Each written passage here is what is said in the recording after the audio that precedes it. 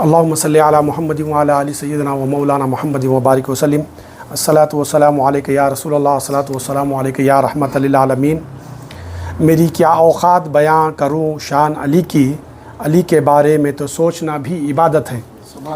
آج جو ہے ولادت مولا علی علیہ الصلاۃ والسلام کرم اللہ وجہہ کے بارے میں، ان کی ولادت کا جشن منانے کے لیے جو پروگرام منعقد کیا گیا ہے، وہ 24 جنوری کے دن جو ہے جمال شاہ قادری رحمۃ اللہ علیہ کے دربار سے نکلتے ہوئے کمبل پوش درگاہ تک آئے گا، اور وہاں پر جشن مولود کائنات حضرت مولا علی مشکل کشا علیہ الصلاۃ والسلام کا جشن منایا جائے گا۔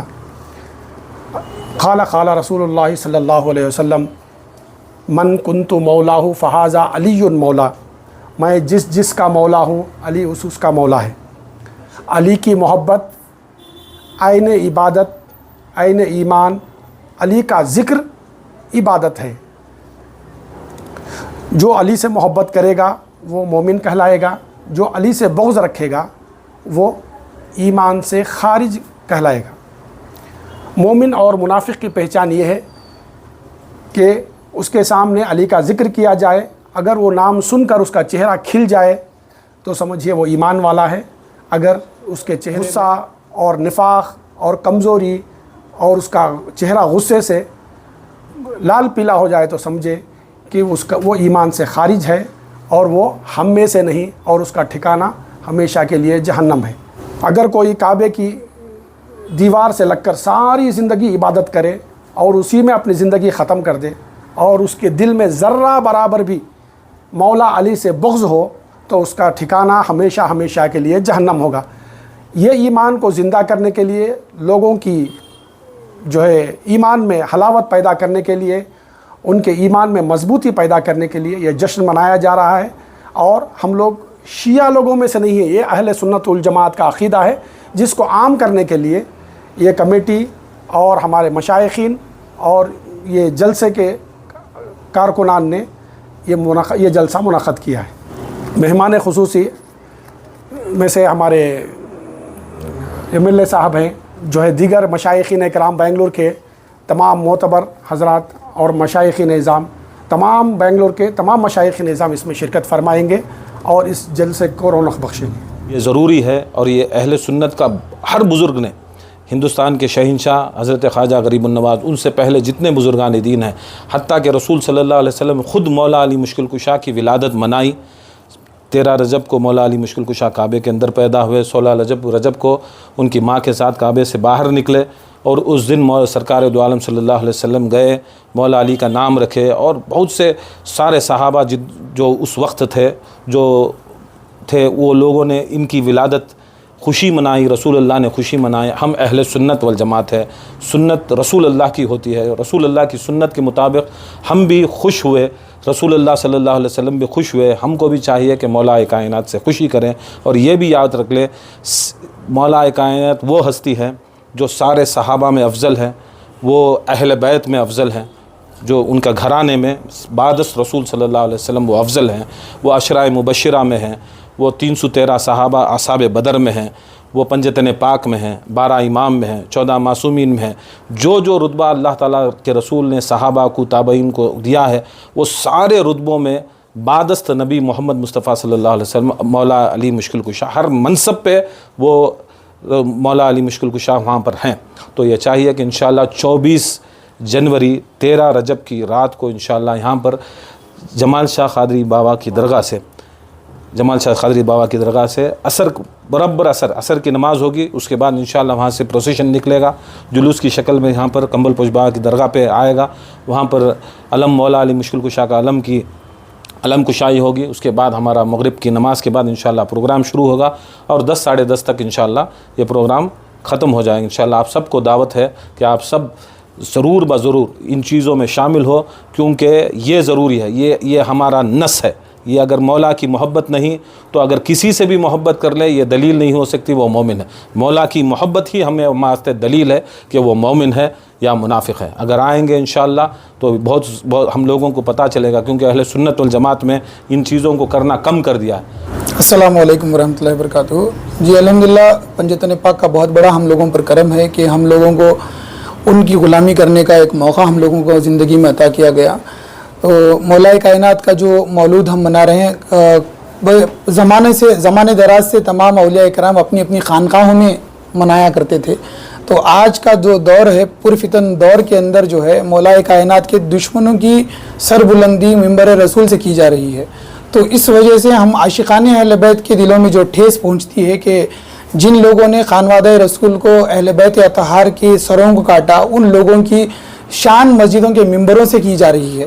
تو اس جلتے ہوئے ماحول کو ٹھنڈک بخشنے کے لیے اور اہل بیت اطہار کے ذکر کو بلند کرنے کے لیے ہم تمام عاشقان رسول اللہ، عاشقان پنجتن پاک نے یہ ایک بیڑا اٹھایا ہے کہ انشاءاللہ ہم ہمیشہ کے لیے جو ہے حق کا پیغام دیں گے اور اتحاد و اتفاق کا پیغام دیں گے. ہمارے کسی کے ساتھ لڑائی جھگڑا نہیں ہے اور ہم کسی کے خلاف کسی طریقے کی کارروائی نہیں کرتے.